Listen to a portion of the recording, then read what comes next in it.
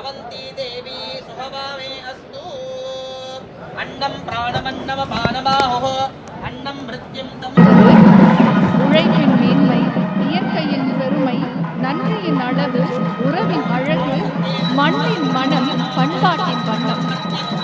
பொங்கல் பண்டிகையை நம்மோடு இணைந்து கொண்டாடுவதற்காக நம்முடைய மாண்புமிகு பாரத பிரதமர் அவர்கள் இன்னும் சில நிமிடங்களில் விழா நிகழ்விடத்திற்கு வருகை தர இருக்கின்றார்கள் என்பதை மகிழ்ச்சியுடன் தெரிவித்துக் கொள்கின்றோம்.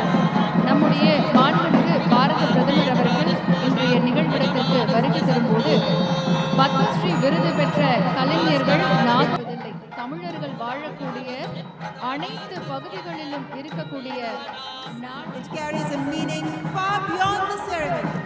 It sends a powerful message that India's progress is deeply connected to its culture.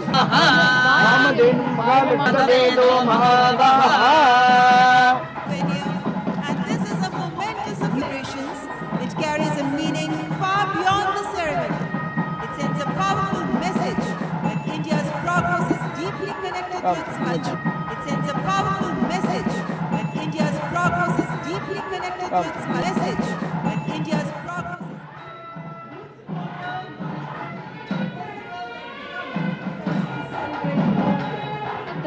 Pongal படைத்து உழவு தொழிலுக்கும் உழைப்பிற்கும்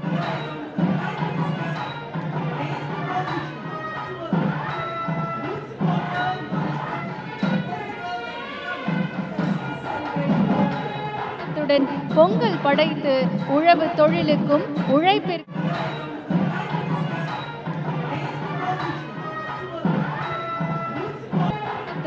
பொங்கல் படைத்து உழவு தொழிலுக்கும் உழைப்பிற்கும் பணிவன்புடன் வரவேற்கின்றோம்.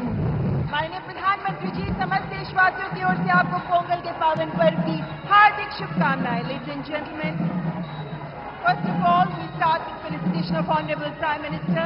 मैं श्री जी Kishan Reddy, Honorable Union Minister of Coal and Mines को माननीय प्रधानमंत्री जी को शॉल प्रदान कर आमंत्रित करती हूँ.